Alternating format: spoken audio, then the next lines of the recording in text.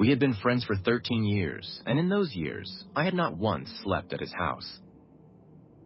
"So, why the sudden invite?" I asked. I settled the duffel on my shoulder and he held the door.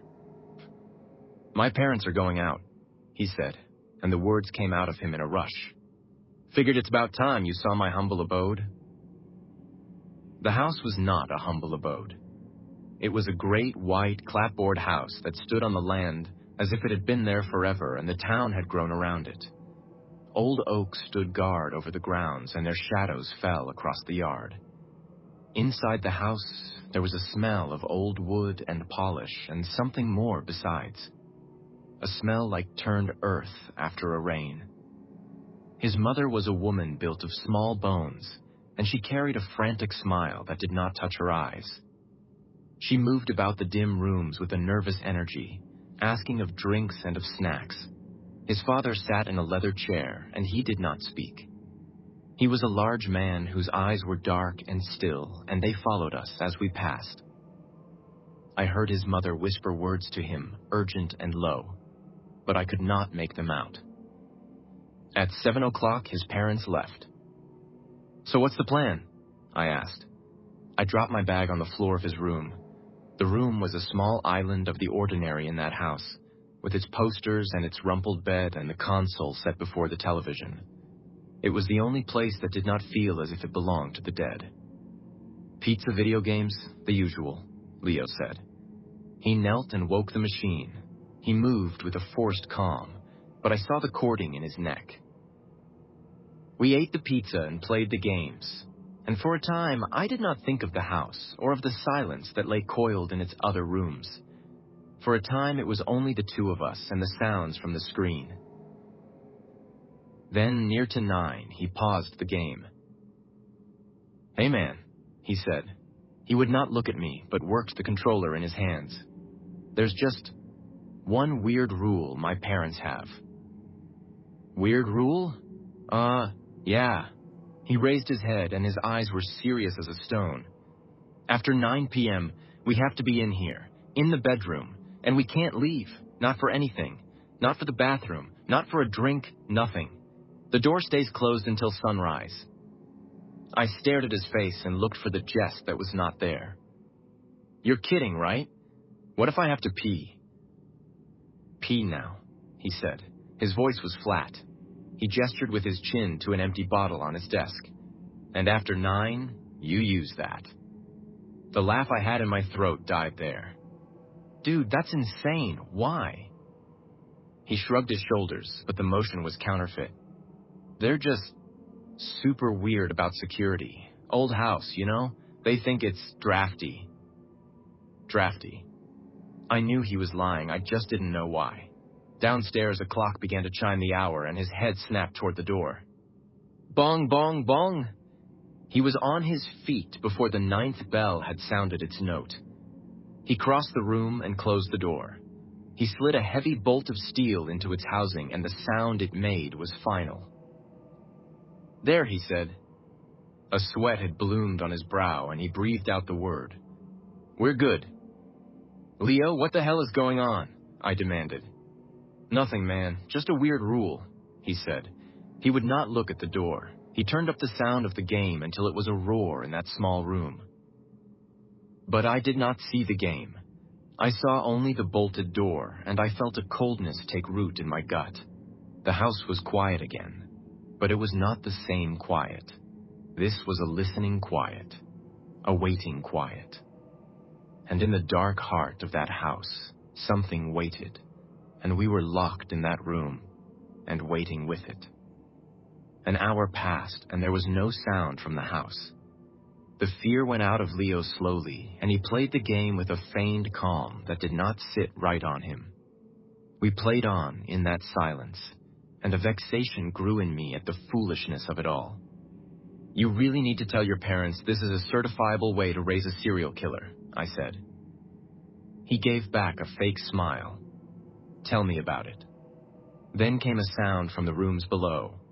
It was a soft and measured thumping on the boards of the main hall. "What's that?" I whispered. Leo played on. He stared at the screen, and his fingers worked the buttons as if he did not hear. It's nothing. House settling. That's not the house settling, Leo. The sound ceased. In the quiet, I could hear the blood in my own ears. Then there came a new sound, which was a dragging sound, a scraping of some great weight across the wood floor beneath us, as of a heavy thing with broken feet. I muted the television. Okay, that's definitely not the house, I said. Leo set the controller down upon the carpet. His face was pale in the shifting light of the screen. Just ignore it, Liam. Please. It goes away if you ignore it. What? What is it? What goes away? Before he could answer, it spoke.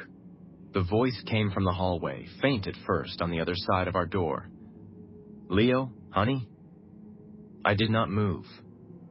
The voice was his mother's voice. Leo, sweetheart, your father and I came home early. I brought you boys some warm cookies. Open the door. I looked to Leo and saw a boy cast in tallow. He stared at the door as if it were the gate of hell itself, and he raised a trembling finger to his lips and shook his head. Leo, that's your mom, I whispered. Don't be silly, sweetie, we're inside, the voice said. It was just outside the door now. I just baked your favorites, chocolate chip. They're getting cold. The scraping from below had stopped.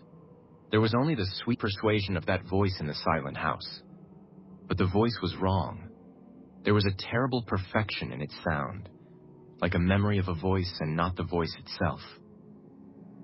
Then came the knocking. It was a soft and wet sound on the far side of the door, as if a piece of meat were striking the wood. Leo, Liam, are you boys all right in there?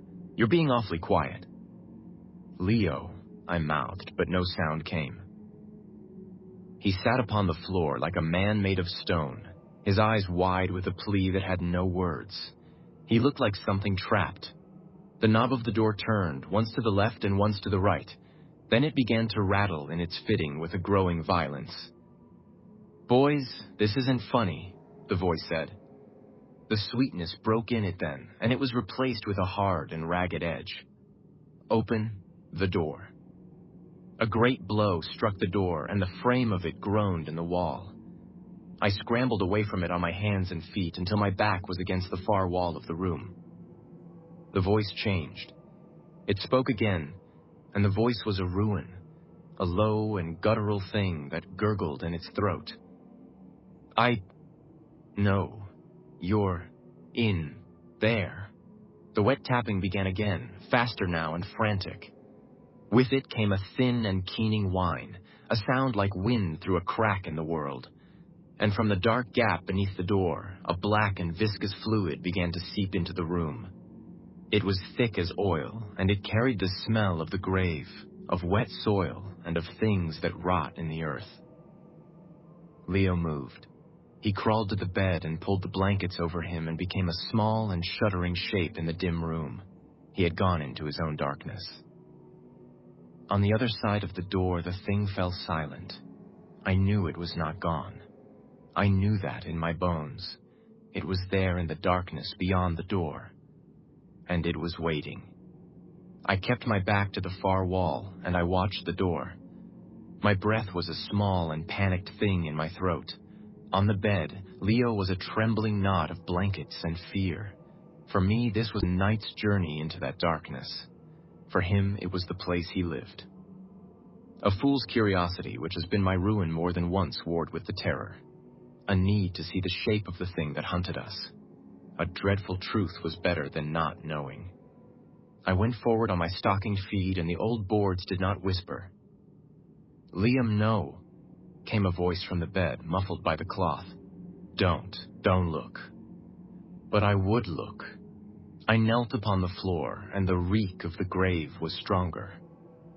I lowered my head to the cold brass of the keyhole. At first there was only the dim hall and the moonlight that fell in a pale blade from the window at its end. Then it stepped into the narrow view. It was not a man, nor was it a beast. It was a thing that was built of sticks and of shadow, impossibly tall and thin. Its limbs were the limbs of a winter tree, and its body was a gyre of dust and night that had no true form.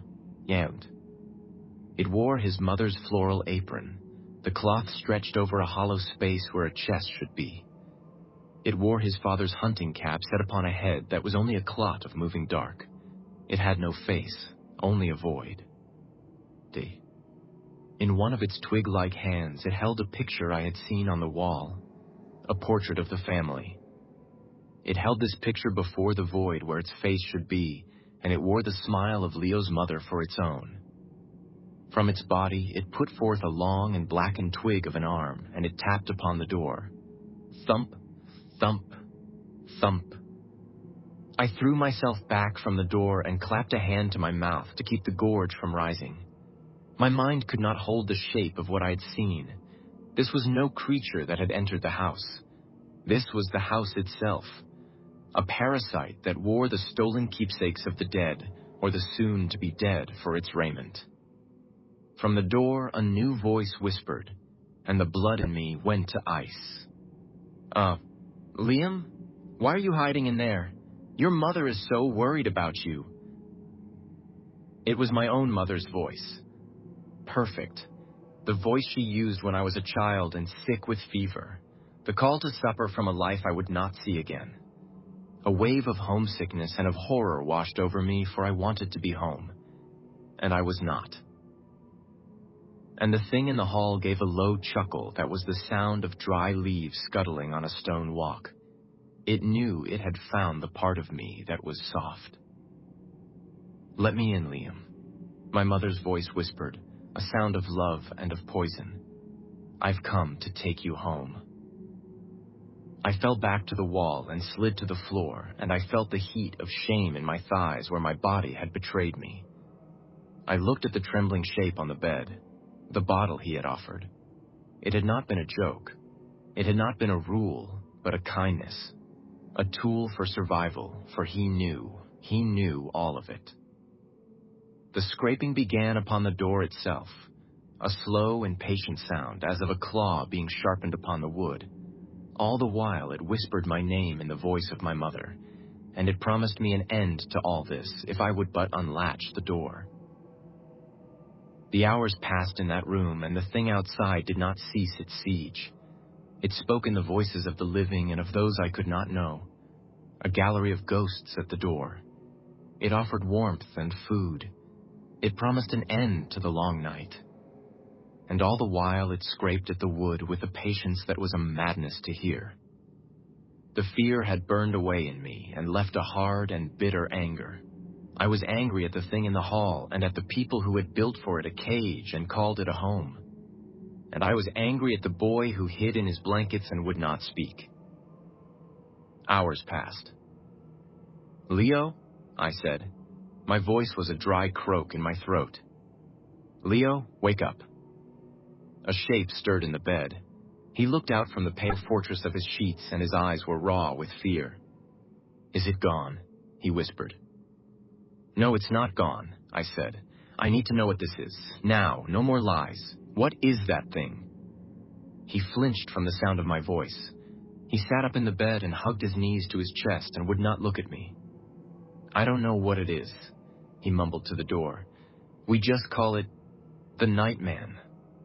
It's always been here, as long as my family has." The story came out of him then, a broken telling in the dark. His great-great-grandfather had built this house upon unhallowed ground. And from the first night, there was a wrongness in the wood and in the walls. A bargain had been struck in that time, an unspoken covenant with the darkness. The family would have the house by the light of day, but from 9 until the dawn, the house was given over to that other. "It gets lonely," Leo whispered. A tear cut a clean path through his face. "It likes to play. It mimics people.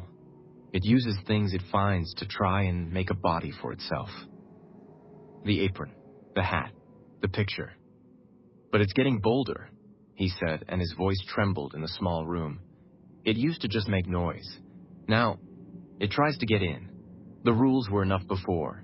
Stay in your room. Don't look. Don't listen. But now it wants more.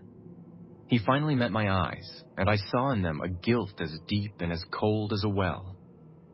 It wants someone new. A cold truth settled in my soul, and it wound me. The sudden invite. The fear in his parents' eyes. The heavy bolt on the door. You brought me here for it? No, I didn't want to. The boy's voice broke.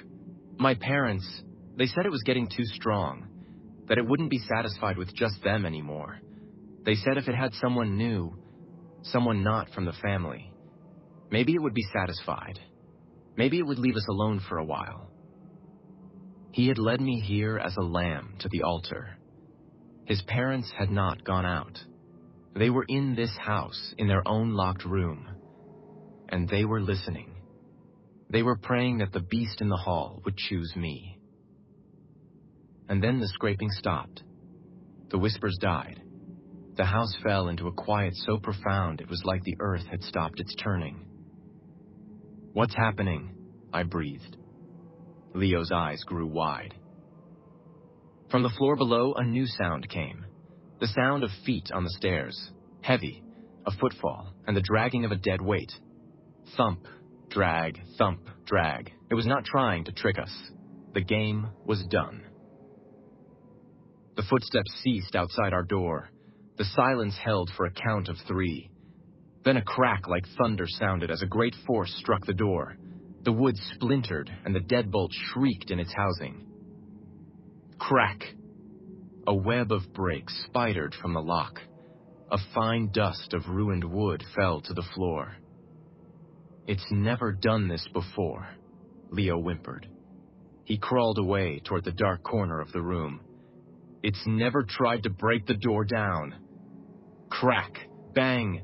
The deadbolt was torn from the frame like a tooth from a jaw. The door swung inward on its hinges with a sad and final groan.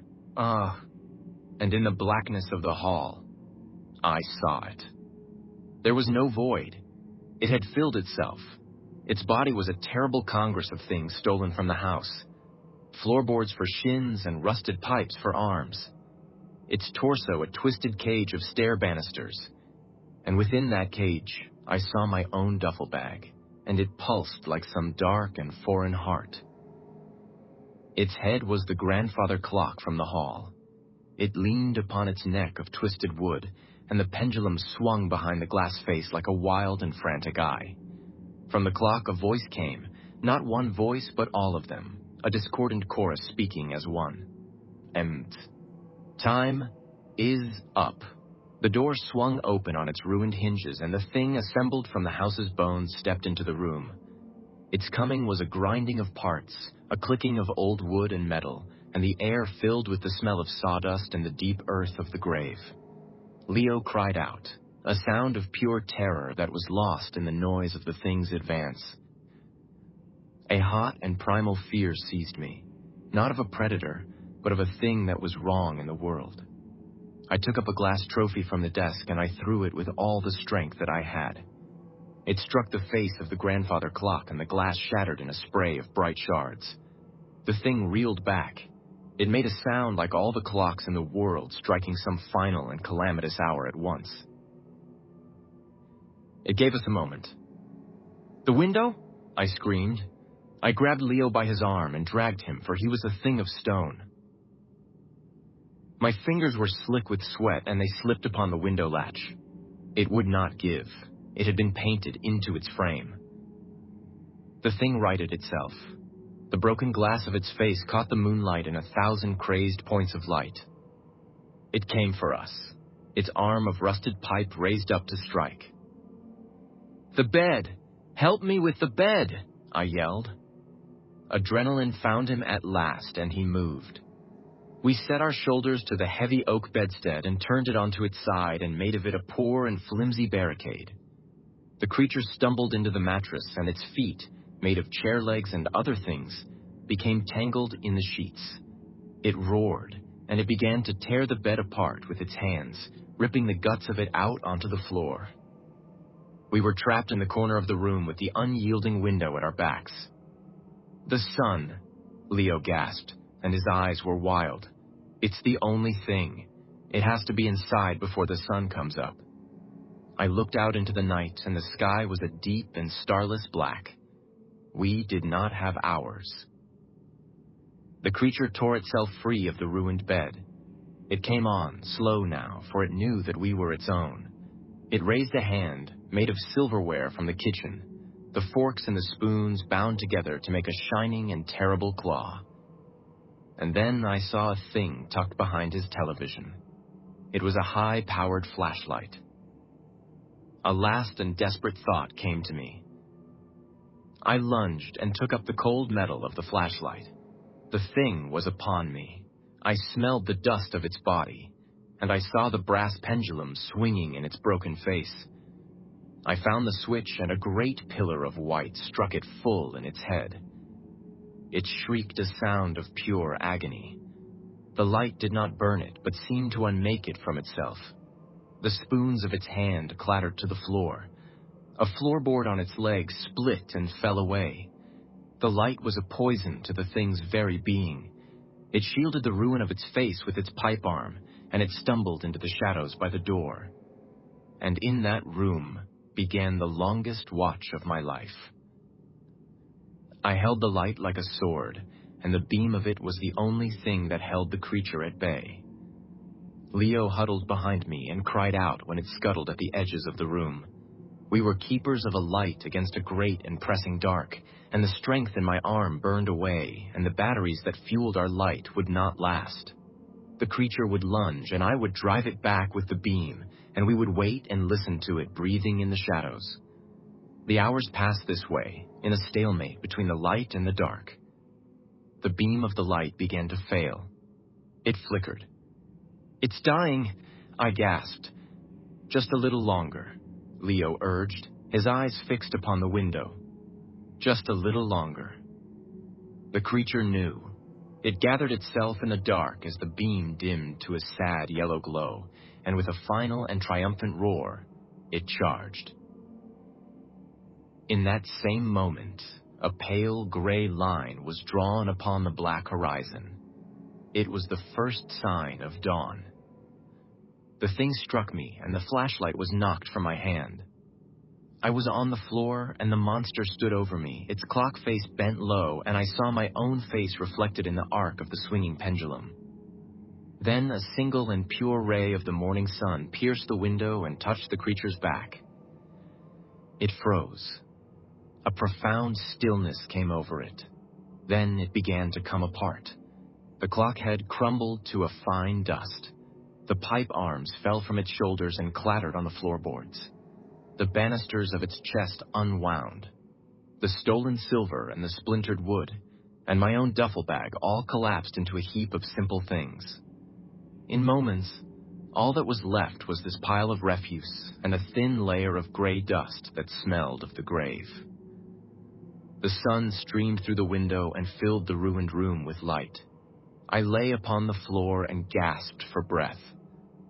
Leo wept against the wall, a sound of relief and of terror. We had lived. There were footsteps in the hall, not of a monster, but of a man. The door to his parents' room opened. A moment later, they stood in our doorway. They did not look at the ruin of the room, nor at the pile of debris on the floor where the creature had been. They looked at me, and I saw on their faces not relief nor any gladness, but only a deep and bottomless disappointment. The horror was not ended. I knew then that the plan had failed. The sacrifice had not been made. The thing that was the house would be hungry when the sun fell again. I was the one who got away. And for this, they would never forgive me.